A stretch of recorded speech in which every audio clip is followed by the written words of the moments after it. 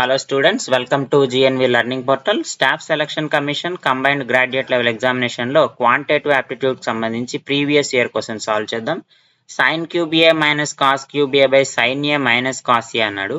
So మనకు a cube minus b cube formula తెలిస్తే a minus b into a square plus ab plus b square అవుతుంది.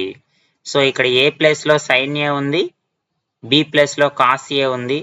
So a cube minus b cube by a minus b, ఈ a minus b ని తీసుకొస్తే మనకి ఏం మిగులుతుంది? a square plus ab plus b square అంటే sign square a plus sine a cos a plus cos square a. మనకు ఒక identity తెలుసు, trigonometric identity. Sine square a plus cos square a is 1.